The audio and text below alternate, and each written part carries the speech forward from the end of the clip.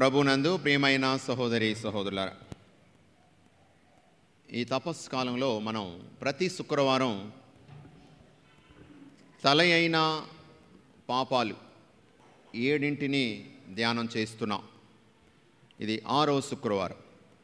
ఈరోజు 6వ తల అయిన పాపము భోజన ప్రియము. దీనికి వ్యతిరేకమైన పుణ్యము ఉపవాసము. ఈ ధ్యానాంశం మీద దేవుని యొక్క వాక్య వెలుగులో ముందుకు సాగుదాం. మీకు చాలాసార్లు చెప్పినటువంటి ఒక కథే, ఇది సందర్భానుచితంగా ఇక్కడ ఉపయోగిస్తున్నాను. ఆఫ్రికాలో ఒక రకమైన కోతులకి చాలా డిమాండ్ అంట. అయితే వాటిని పట్టుకోవడానికి వేటగాళ్ళు విశ్వ ప్రయత్నాలు చేస్తారు. అయితే చివరికి వాళ్ళు కనిపెట్టింది ఏంటంటే, ఈ కోతుల యొక్క బలహీనత ఏమిటట, ఓ పుచ్చకాయల తాలూకా విత్తనాలు, పుచ్చకాయల్లో ఉన్న విత్తనాలంటే ప్రాణం పెట్టేస్తాయండి.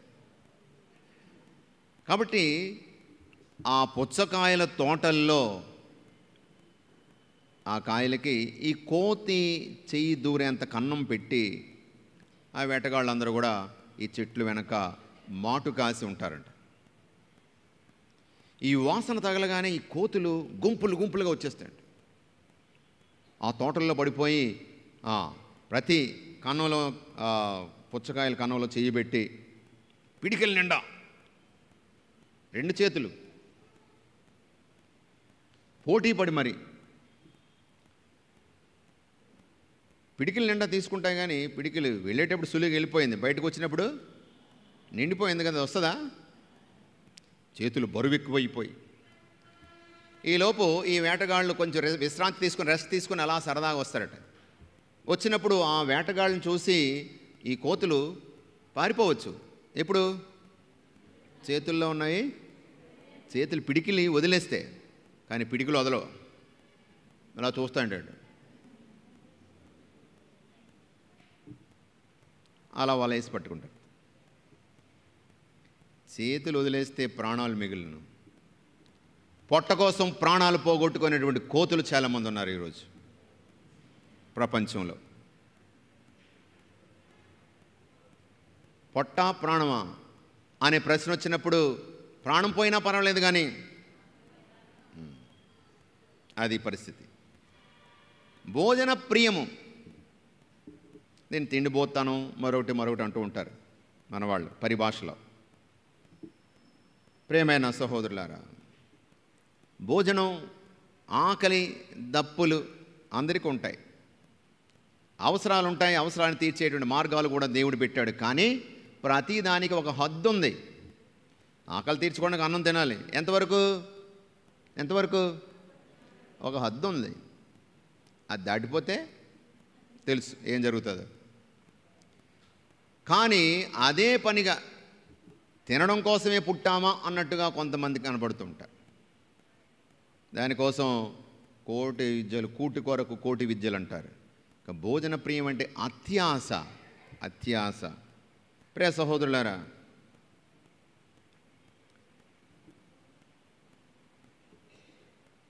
మరి ఉపవాసం వలన జరిగే ప్రయోజనం, ఈ భోజన ప్రియానికి వ్యతిరేకమైన ఉపవాసం. మరి భోజన ప్రియానికి మరొక ఉదాహరణ, చక్కని ఉదాహరణ మనం మొదటి పట్టణంలో చదివాం. ఉదయం అంతా డొమినిక్ ఫాదర్ గారు మనకు చక్కని ప్రసంగం ఇచ్చారు. యాకోబు 7 మెట్లు. అందులో ఒక మెట్లో మనం చూస్తాం, ఈసాకు 2 కొడుకులు. ఎవరు వాళ్ళు? ఏసావు, యాకోబు.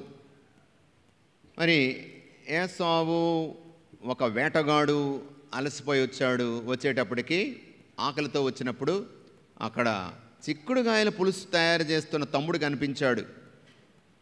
యాకోబు, అరే నాకు కొంచెం ఇవ్వరా అన్నాడు. ఇచ్చేస్తాను, ఆకలితో ఉన్నాడు కదా, ఇచ్చేస్తాను అన్నాడు. కానీ ఒక మాట ఈ చాలు, నీ జ్యేష్ఠపుత్ర హక్కులు నాకు ఇచ్చే, ఇది తీసేసుకున్నాడు. ఆకులు ఎవడ కావాలి, నాకు ఆకలేసేస్తుంది, చచ్చిపోతే ఇంకా నాకు హక్కులే ఉన్నాయి, ఏమున్నాయి, బతికితే కదా, బతికుండాలి కదా అని ఏం చేశాడు, కావాలంటే తీసేసుకో, నువ్వు నాకు అది ఇచ్చే అన్నాడు. హ్యాపీగా ఇచ్చాడు. కడుపు నిండిపోయింది, అంతటితో అయిపోయింది. జ్యేష్ఠ పుత్ర హక్కులన్నీ కొట్టేశాడు. ఎలాగా? వాళ్ళ తండ్రి ఆశీర్వదిస్తానని చెప్పాడు కదా, అప్పుడు గుర్తొచ్చింది. ఇది న్యాయబద్ధంగానే తీసుకున్నాడు, మోసం చేసి ఏం తీసుకోలేదు కదా, అవునా కదా? ఇక్కడ ఎర వేశాడు, వాడు దొరికిపోయాడు. ఇక్కడ జ్యేష్ఠపుత్రత్వ హక్కులు తీసేసుకున్నాడు కాబట్టి జ్యేష్ఠపుత్రునిగా అంటే పెద్ద కొడుకుగా తండ్రి నుంచి రావాల్సిన ఆశీర్వాదాలు అతను పొంది తీరాలి. చిన్న మోసంగా కనిపించిన యాకోబు అంటేనే మోసగాడని. ఏది ఏమైనా దేవుని ప్రణాళిక ఎలక్షన్ అండ్ ఎలిమినేషన్ అని ఒక థియరీ బైబిల్లో ఉంటుంది. కొంతమందిని పక్కన పెడతాడు, కొంతమందిని ఎన్నుకుంటాడు. అతని దేవుని చిత్తం. దానికి మనం ఆ ఆలోచనకు, ఆ దేవుని ప్రణాళికకు మన బుర్రలకు అందదు. సరే, ప్రాణం కంటే తన పొట్టనే ఎక్కువ ప్రేమించాడు. జ్యేష్ఠపుత్రత్వ హక్కుల కంటే అదిగో ఆ ఆకలినకే ఎక్కువ ప్రాధాన్యత ఇచ్చాడు. ప్రియమైన సహోదరులారా, అయితే మరి ఈ భోజనాల కోసము ఎన్నెన్ని మోసాలు, దగ, కూని, కుట్ర, అవినీతి, అడ్డదిడ్డంగా సంపాదించడం, ఇదంతా కూడా దీనికోసమే. కానీ మనకు విడుదలనిచ్చేది ఏమిటి? ఒకసారి ఒక వేటగాడు కొన్ని పావురాలు పట్టుకున్నాడట. వాటిని తీసుకొచ్చి ఒక పంజరంలో పెట్టాడు. బాగా మేత వేస్తున్నాడు, బాగా తింటున్నాయి అన్నీ, బాగుంది. అక్కడికి వెళ్తే బయట ఎగిరి కష్టాలు పడి ఆహారం కోసం కష్టాలు పడాలి. ఇక్కడ గూట్లోనూ నా నోట్లోనూ చక్కగా వేస్తున్నాడు, బాగానే చేస్తున్నాడు అనుకున్నాయి. కానీ ఒక్క పావురం మాత్రం తినడం మానేసి క్రమేణా సన్నబడిపోయింది. ఎంత సన్నబడిపోయిందంటే ఆ పంజరా అనుకున్నటువంటి ఈ యొక్క ఉంటాయి కదా ఊసలు, అందులో సరిపడంత వరకు సన్నబడిపోయింది. ఒకరోజు తుర్రని పారిపోయింది, పడిపోయింది. మిగతా అన్నీ బాగా బలిష్టంగా తిన్నాయి, అందులోనే ఉన్నాయి. వారికి విడుదల లేదు. ఈ కథ కొంచెం అతిశయోక్తిగా ఉంది, కొంచెం ఎక్స్ట్రాగా ఉంది. కానీ కథ అంత సన్నబడిపోయినంత బతికి ఉంటుంది, చచ్చిపోవాలి. కానీ అంత సన్నబడినంత వరకు ఉంటే చచ్చిపోద్ది. కానీ ఇక్కడ సందేశాన్ని మనం గ్రహించాలి. ఉపవాసము మనకు విడుదలనిస్తుంది. Praise the lord. అది సందేశం. అనేక విషయాల్లో ప్రభువే చెప్పినటువంటి మాటలు మనం చూద్దాము ఈ ఉపవాసం గురించి. మరి పాత నిబంధనలో మోషే 40 రోజుల పాటు, నిర్గమకాండం చూద్దాం, 34వ అధ్యాయము, అక్కడ 28వ వచనంలో మోషే ప్రభువుతో ఆ యొక్క సీనాయి కొండ మీద ఉన్నప్పుడు, ప్రభు యొక్క సందేశం ఆలకిస్తున్నప్పుడు ఆ 40 పగళ్ళు 40 రాత్రులు అక్కడ గడిపాడు. ఆ రోజుల్లో అతను అన్నపానీయము లేవియును ముట్టుకొనలేదు. 40 రోజులు ఉపవాసం ఉన్నాడంట. అన్నపానీయాలు ముట్టుకోలేదట. దేవుని సన్నిధిలో ఉంటూ, దేవుని దర్శనం కోసం ఎదురు చూస్తూ, ఈ మహాజన సమూహాన్ని ఎలా నడిపించాలో ప్రభువా అని ఆ ప్రభు యొక్క సన్నిధిలో శక్తిని పొందుతూ ప్రార్థనలో గడిపినప్పుడు ఉపవాస ప్రార్థనతో అతడు ఉన్నాడట. అతడు పలక మీద నిబంధన వాక్యములు అనగా 10 ఆజ్ఞలు రాసి. ప్రియమైన సహోదరులారా, అలాగే యేసు ప్రభువు కూడా 40 రోజుల పాటు ఉపవాసం ఉన్నాడు. ఏమి ముట్టుకోలేదు, ప్రార్థనలో గడిపాడు. కాబట్టి మహాశక్తివంతుడు. ఆ ఉపవాస సమయంలో శోధనలు ఎక్కువ వస్తాయి.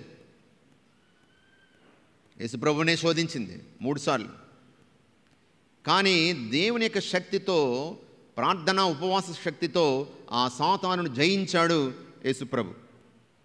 ప్రియ సహోదరి సహోదరులారా, మరి మనం ఈ ఉపవాసము గురించి, దాని యొక్క ప్రయోజనాల గురించి, విశిష్టత గురించి, అర్థం ఏమిటో పరమార్థం ఏమిటో మనం తెలుసుకోవడానికి ప్రయత్నం చేద్దాం. పునీత అగస్టిన్ వారు ఒక చక్కని మాట చెప్పారు. ఈ తపస్సు కాలంలో 3 ముఖ్యమైన విషయాలు మనం గుర్తు చేసుకుంటాం. ఏమిటది? ప్రార్థన, ఉపవాసము, దాన ధర్మాలు. అగస్టిన్ వారు చెప్తారు, ప్రార్థన అన్నటువంటిది ఒక పక్షి లాంటిదట. పక్షికి ఎన్ని రెక్కలు ఉంటాయి? 2 రెక్కలు ఉంటాయి. ఈ ప్రార్థన అనే పక్షి దేవుని సన్నిధికి ఎగిరి వెళ్ళాలంటే ఉపవాసము, దాన ధర్మాలు, వీటితో దేవుని సన్నిధికి ఎగిరి వెళ్తుందంట ప్రార్థన అనేటువంటి పక్షి. ఎంత గొప్ప ఉదాహరణ! మన ప్రార్థన పైకి వెళ్ళాలంటే 2 రెక్కలు కావాలి. ఈ రెక్కలు లేకపోతే పక్షి ఎగరలేదు. ఉపవాస ప్రార్థన, అలాగే దాన ధర్మాలు చేయడం. దాన ధర్మం అంటే ఏమిటి? ఉపవాసము, దాన ధర్మము అన్నటువంటిది త్యాగంతో కూడినది. మన ప్రార్థనకు త్యాగం జత చేస్తేనే దేవుని సన్నిధికి మన ప్రార్థన వెళ్తుంది. యేసుప్రభు ప్రార్థన చేశాడు. ఎలా చేశాడు? ఉపవాసంతో. ఎందుకు? తన జీవితాన్నే త్యాగం చేయడానికి, శిలువ మీద తన ప్రాణమే ఇచ్చేయడానికి ఈ ప్రార్థన. 40 రోజుల ప్రార్థన, సంపూర్ణమైన ప్రార్థనతో పాటు ఉపవాసము, అలాగే ఇదిగో జీవితాన్ని త్యజించడానికి, త్యాగం చేయడానికి నిశ్చయించుకున్నటువంటి గొప్ప దేవుడు మన దేవుడు. Praise the lord. ప్రియ సహోదరులారా, మరి ఉపవాసం మామూలుగా ఎందుకు చేస్తుంటారు? డైటింగ్. మీకు కొన్ని పథ్యం చేయాలి, కొన్ని ఇది తినకూడదు అంటారు. ఓకే. ఇంకొకటి, అందాల పోటీలకి వెళ్ళేవాళ్ళు చూడండి, పెద్ద లిస్ట్ ఉంటుంది. ఏంటిది? ఇది తినకూడదు, అది తినకూడదు, జ్యూస్లే తాగాలి, నాజూగ్గా తీగలాగా. తినడం మానేసి ఎండి నక్కల్లాగా గట్టిగా గాలైతే ఎండి పొల్లల్లా తయారవుతారు వాళ్ళు. గట్టిగా గాలైతే పడిపోయేలాగా.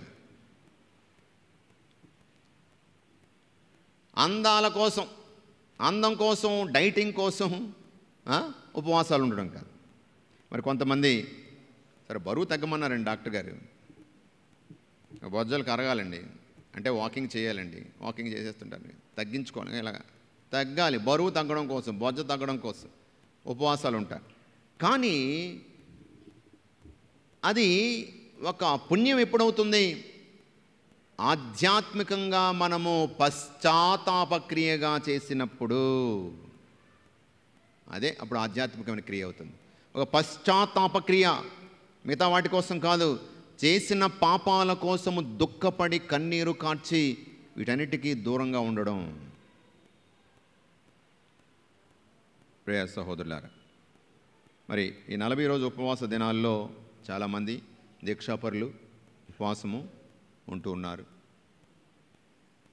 మంచిది. ఇక ఈ ఉపవాసము అన్న అక్షరాల వారీగా వాటిని చూద్దాం. అంటే ఉపేక్షించడం. నిజానికి ఉపవాసం అంటే అర్థం ఏంటి? అంటే దగ్గరగా, వాసం దేవునికి దగ్గరగా ఉండడం కోసం. ఉపవాసం అంటే ఏంటి? దేవునికి దగ్గర అవ్వడం కోసం, దేవునికి దగ్గరగా ఉండడం కోసం. ఉపవాస దినాల్లో మనం దేవుని సన్నిధిలో ఉండాలి, ప్రార్థనలో గడపాలి. దేవుని సన్నిధిలో ఉండాలంటే చర్చికి వచ్చి కూర్చోవడం కాదు, అది మాత్రమే కాదు, అదొక దేవుని దగ్గర ఉండడం. రెండవది, ఎక్కడున్నా ప్రార్థనలో ఉండాలి, అది దాని అర్థం. అంటే ఉపేక్షించడం. ఉపేక్షించడం అంటే ఏంటి? వద్దనుకోవడం, వద్దు అని అనుకోవడం. ఏమిటి వద్దనుకోవాలి?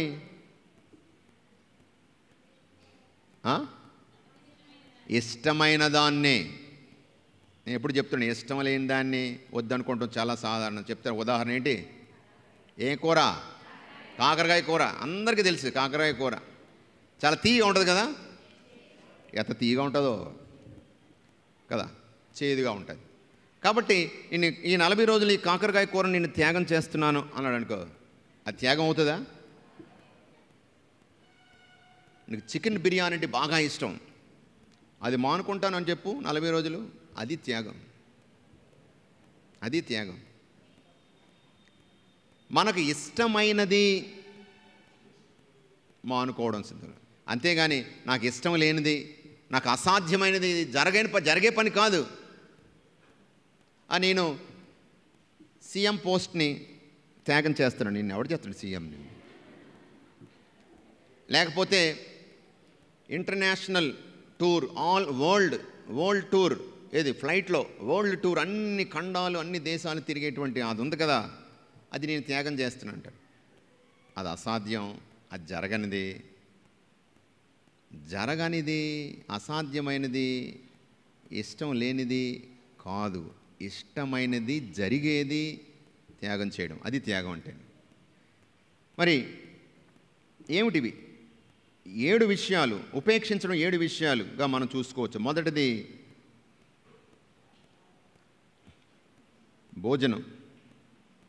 భోజనం మానుకోవచ్చు పూర్తిగా, ఓ పూట కానీ కొన్ని రోజులు కానీ చేస్తాం. రెండవది ఆహార పదార్థాలు నీకు ఇష్టమైనటువంటిది మానుకోడు, తగ్గించుకోడు. ఇక మూడవది పాపపు ఆలోచనలు, చెడు ఆలోచనల నుండి ఉపవాసము. అలాగే వినోదాలు, ఖర్చులు, అనవసరమైన ఖర్చులు, వినోదాలు, entertainment, TV, cinema, cell phone నుండి ఫాస్టింగ్, సెల్ ఫోన్ నుండి ఉపవాసం. ఒకసారి మొదలు పెడితే ఇంక అలా వచ్చేస్తూనే ఉంటాయి, టైం తెలీదు. సెల్ ఫోన్ పక్కన పెట్టడం అంటే అమ్మ బాబోయ్ ఎంత కష్టం, ప్రాణం పోతుంది. గంట సేపు సెల్ ఫోన్ దూరంగా ఉంటాను, అది త్యాగమే, అది ఉపవాసమే. అది ఇక వ్యసనాలు, తాగుడు, స్మోకింగ్, ఇంక ఇటువంటివి, పొగ తాగడం, వీటికి దూరంగా ఉంటాను, తగ్గించుకుంటాను కనీసం. అలాగే వ్యర్థ సంభాషణలు, వాళ్ళ గురించి వీళ్ళ గురించి లేనిపోని మాటలు, టైం వేస్ట్ చేసుకుంటూ గంటలు ముచ్చట్లు పెట్టి ఇతరుల గురించి చెడుగా మాట్లాడడం, దానికి నుండి ఉపవాసం ఉండొచ్చు. అలాగే కోపము నుండి ఉపవాసం అంటే కోపాన్ని తగ్గించుకోవడం. ఇలా మనం ఉపేక్షించడం అంటే వద్దనుకోవడం మొదటిది. రెండవది పరీక్షించుకోవడం, అంటే పరీక్షించుకోవడం, పశ్చాత్తాపపడడం, నా జీవితాన్ని పరిశీలించుకోవడం, ఎలా జీవిస్తున్నాను, నేను దేవునికి ఇష్టమైన రీతిలో నా పనులు ఉన్నాయా, నా యొక్క సంపాదన మార్గాలు ఉన్నాయా, నేను ఖర్చు పెట్టే విధానం ఎలా ఉంది, నా మానవ సంబంధాలు ఎలా ఉన్నాయని పరిశీలించుకునేటువంటి, దేవునితో నాకు ఎటువంటి సంబంధం ఉంది, దేవునికి దగ్గరగా ఉన్నానా, దేవునికి చాలా దూరంగా, ప్రార్థనకు దూరంగా ఉన్నానా, పరిశీలించుకోవడం. మరి ఆ విధంగా దేవునికి దూరంగా ఉన్నట్లయితే, మన బలహీనతల్లో మనం కూరుకుపోయినట్లయితే పశ్చాత్తాపపడడానికి దేవుడిచ్చే అవకాశము ఉపవాసం. ఇక అంటే వాక్య భోజనం. ప్రభు చెప్తున్నాడు, మానవుడు కేవలము రొట్టె వలన మాత్రమే జీవింపడు, కానీ దేవుని నోటి నుండి వచ్చే ప్రతి మాట వలన జీవిస్తాడు. మత్తయి సువార్త 4వ అధ్యాయం 4వ వచనం. అలాగే లూకా సువార్త 4వ అధ్యాయం 4వ వచనం ఒకటే. మత్తయి 4:4, లూకా 4:4 ఒకటే వచనం. అలాగే క్రీస్తు శరీరము రక్తం అనేటువంటి భోజనం అంటే దివ్య పూజాబలి, వాక్య భోజనం, దివ్య శరీర రక్తాల భోజనం, పఠనము, ధ్యానము, అలాగే శ్రమల ధ్యానము, శిలువ మార్గ ధ్యానము. ఇక అంటే సఖ్యత, సఖ్యపడడం, దేవునితో సఖ్యపడడం. ఏ విధంగా? పాప సంకీర్తనం ద్వారా దేవుని క్షమాపణ కోరుకోవడం. అలాగే మన తోటి వారితో సఖ్యపడడం, గొడవలు పడి ఘర్షణలు పడి దూరంగా ఉన్న వాళ్ళతో కలవడానికి దేవుడిచ్చే గొప్ప అవకాశం ఉపవాస దినాలు, ఈ శ్రమల దినాలు. బలిపీఠ సన్నిధికి నీ కానుకను తీసుకొని వచ్చినప్పుడు నీ సహోదరునికి నీపై మనస్పర్ధ ఉన్నట్లు నీకు స్ఫురించినట్లయితే నీ కానుకను అక్కడే విడిచిపెట్టి వెళ్ళి ముందు సఖ్యపడి తిరిగి వచ్చి నీ కానుకను సమర్పించు. మత్తయి సువార్త 5వ అధ్యాయము 23, 24 వచనాల్లో మనం చదువుతున్నాం. అలాగే అంటే సత్క్రియలు, మంచి పనులు చేయడం. ఈ 40 రోజుల్లో ఉపవాస దినాల్లో దాన ధర్మాలు, మంచి పనులు చేయడం, ఉపయోగకరమైన పనులు చేయడం. ఈ విధంగా ఉపేక్షించి పరీక్షించుకొని పశ్చాత్తాపడి వాక్య భోజనంతో సఖ్యత సత్క్రియలు చేస్తే అంటే ముక్తిని దేవుడు ప్రసాదిస్తాడు. Praise the Lord. మరి ఈ ఉపవాసం ఎలా చేయాలి? ఎలా చేయాలండి? ఎలా చేయాలి? చక్కని మాటలు మనం విన్నాము. నీ ఉపవాసం చేయనప్పుడు తలకు నూనె రాసుకొని, అంటే కొంతమంది చాలా దిగాలుగా ఉంటారు. ఏమి ఎలా ఉన్నామంటే, ఈరోజు ఉపవాసం తిన్నాం కదా, నేను తిన్నాను కదా అంటే అందరికీ తెలియజేయడాడు. చక్కగా తయారవ్వమన్నాడు. రహస్య కార్యములనెల్ల గుర్తించు నీ పిత నీకు బహుమతినిస్తాడు. మనుషులు కాదు, మెచ్చుకుంటారు మనుషులు. ఓహో, చాలా ఉపవాసం అంటే చాలా ప్రార్థనాపరురాలు అనుకుంటారు. దేవుడు నీకు బహుమతినిస్తాడన్నాడు. మరి ఏ విధంగా ఈ ఉపవాసం ఉండాలి అన్న విషయానికి, దేని నుండి ఉపవాసం ఉండాలి అంటే, యెషయా గ్రంథము 58వ అధ్యాయము 5 నుండి 7 వచనాలు ఎలా ఉండాలి, ఉపవాసం చేసేటప్పుడు ఎలా ఉండకూడదని. యెషయా 58, మీరు ఉపవాసం ఉండునప్పుడు రెల్లు కాడవలే వంగుదురు, బూడిద మీదను గోనె మీదను పరుండెదరు. ఇట్టిది ఉపవాసం అనిపించుకొనునా? ఇటువంటిది ఉపవాసం అనిపించుకుంటుందా? నాకు ప్రీతిని కలిగించునా? నేను ఇష్టపడు ఉపవాసం ఇది. దేవునికి ఏది, ఎటువంటి ఉపవాసం దేవునికి ఇష్టం? చదువు. మీరు అన్యాయపు బంధములను విప్పుడు, ఇతరుల మెడ మీదకి ఎత్తిన కాడిని తొలగింపుడు, ఇతరుల మెడ మీద కాడిని తొలగించండి. పీడితులను విడిపించండి. వారిని ఎట్టి బాధలకును గురి చేయకుడు, బాధ పెట్టకండి. మీ భోజనమును ఆకలిగొనిన వారికి వడ్డింపుడు, ఇల్లు వాకిలి లేని వారికి ఆశ్రయం ఇవ్వండి. బట్టలు లేని వారికి దుస్తులు, బట్టలు లేని వాళ్ళకి బట్టలు ఇవ్వండి. మీ బంధువులకు సహాయం నిరాకరింపకుడు. బంధువులకు సహాయం నిరాకరించొద్దు. బంధువులని చెప్పి ఆశ్రయం కోరి సహాయం కోరితే నిరాకరిస్తుంటాం. ఉపవాసం అంటే ఇది. మీరు ఏదైతే త్యాగం చేస్తారో అది మరొకరికి ఉపయోగపడాలి.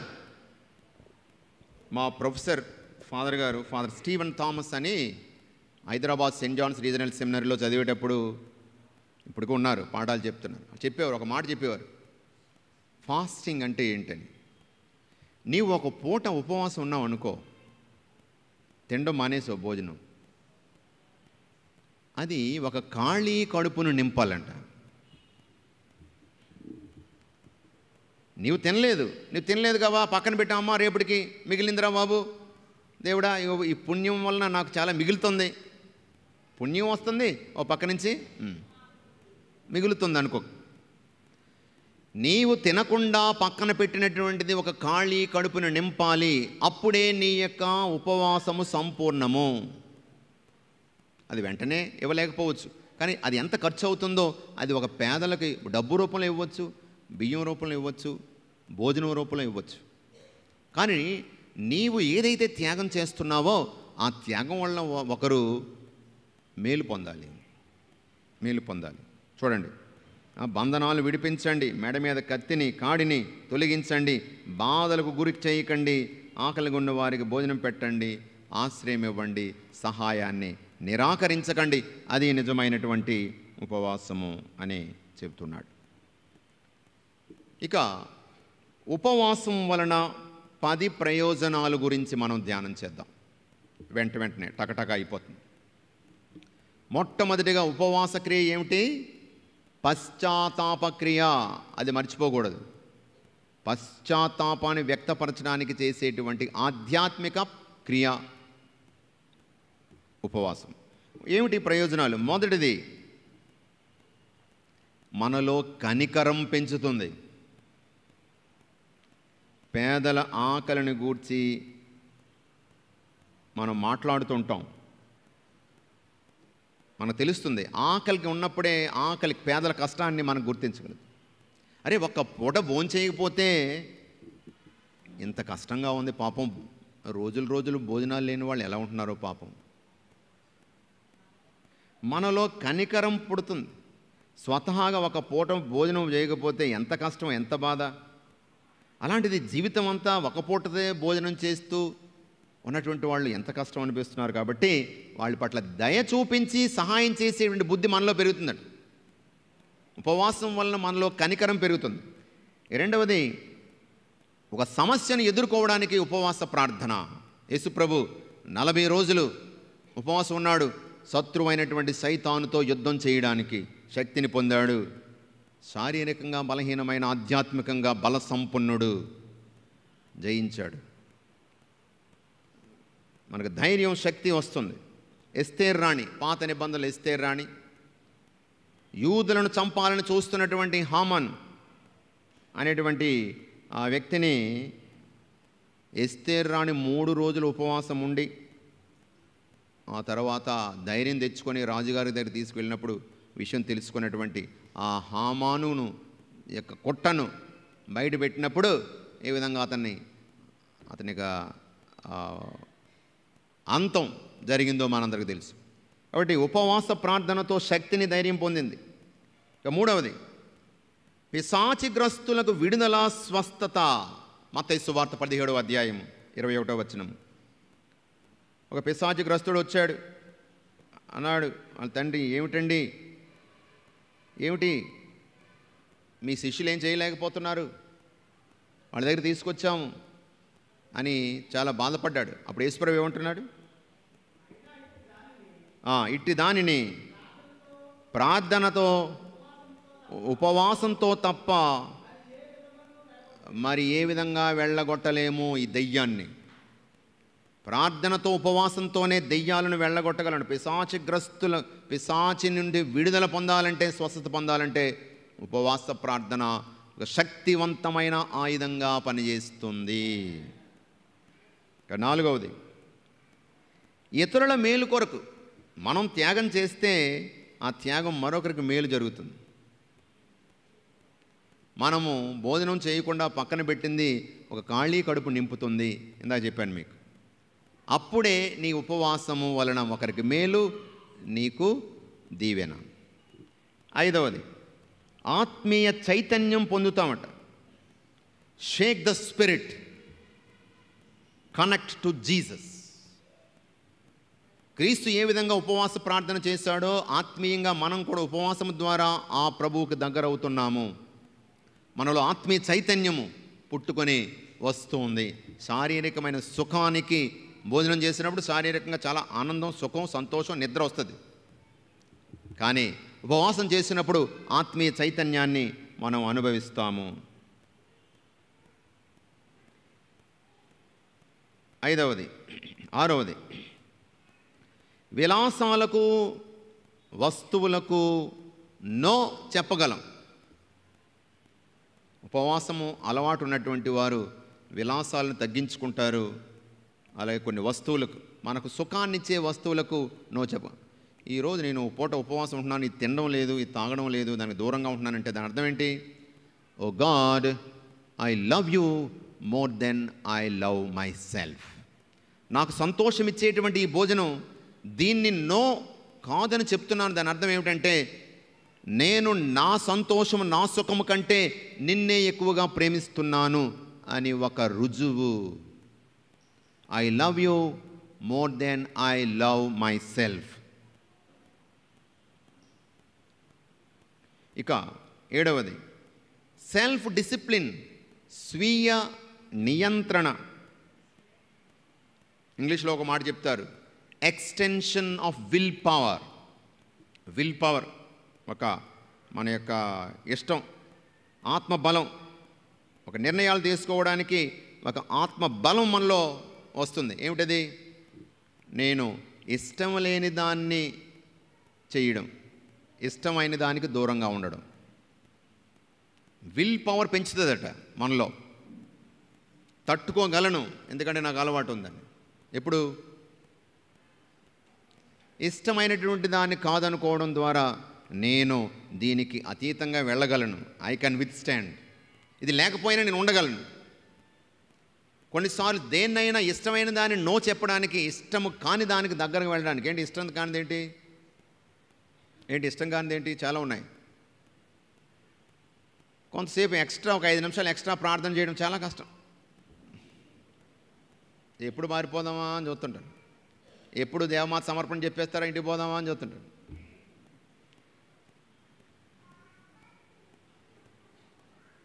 అమ్మ నాన్న చెప్పిన పని చేయడం చాలా కష్టం. ముసలి తండ్రి లేదా తాత అక్కడ కూర్చున్నారు, వాళ్ళతో కొంతసేపు మాట్లాడడం చాలా కష్టం. ఆటలాడుకోవాలా, టీవీ చూడాలా, సీరియల్ టైం అయిపోయింది, చాలా కష్టం. వాళ్ళ దగ్గర కూర్చోవడం, కొంచెం ఎక్స్ట్రా సమయాన్ని గడపడం చాలా కష్టం. సో ఉపవాసం ద్వారా we are extending the will power to say yes to what we don't like and say no to what we like.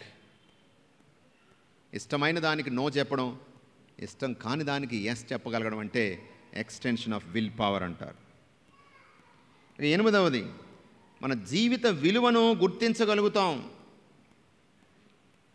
భోజనం, దాని విలువను మనం గుర్తించగలుగుతాం. విలియం బార్క్లే అనేటువంటి బైబుల్ కామెంటరీ రాసిన ఆయన చెప్తాడనమాట, fasting helps us in approaching the ordinary, appreciating the ఆర్డినరీగా, అప్రిషియేటింగ్ ది ఆర్డినరీ. మన యొక్క జీవితానికి సర్వసాధారణంగా మనం చేసేటువంటి పనిపాట్లు, ముఖ్యంగా మనం తినే భోజనం పట్ల గమనించారు లేదో, మనకు జ్వరం వచ్చినప్పుడు భోజనం మానేసి రొట్టె ముక్క తినమంటారు, రొట్టెలు తినమంటారు. అప్పుడే బాగా తినాలనిపిస్తుంది మనకి. మామూలు టైంలో రొట్టె తినాలనిపిస్తుంది, కానీ జ్వరం వచ్చినప్పుడు రొట్టె తినమంటే గుమ్మగుమ్మలు పక్క నుంచి అందరూ తింటూ ఉంటారు, నేను రొట్టె ముక్కలు తినాలి. ఏమిటి ఫాస్టింగ్ ఒకసారి రోజు మానేస్తే ఆ తర్వాత వెంటనే ఏం దొరుకుతుందో, అసలు రుచి లేకపోయినా పర్లేదు, వేడివేడిగా ఉంటే తినేస్తాం. ఎంతో మా బాబాయ్ ఎంత బాగుందో, అమృతంలా ఉందనుకుంటాడు. ప్రతిరోజు చికెన్ బిర్యానీ తింటే దాని విలువ తెలియదు. అప్పుడప్పుడు మానుకుంటే, నేను ప్రతిరోజు తింటున్న ఈ మామూలు గింజన్నమైనా కాబట్టి చోరన్నమైనా చాలా బాగుంటుంది కదా. So we learn to appreciate the ordinary things of life. ప్రతిరోజు మనం అనుభవించేటువంటి చిన్న చిన్న సుఖాలు, వాటి విలువను మనము గుర్తించి దేవునికి వందనాలు సమర్పించుకుంటాం. 9వది, పాప జీవితము తగ్గి పుణ్య జీవితం పెరుగుతుంది.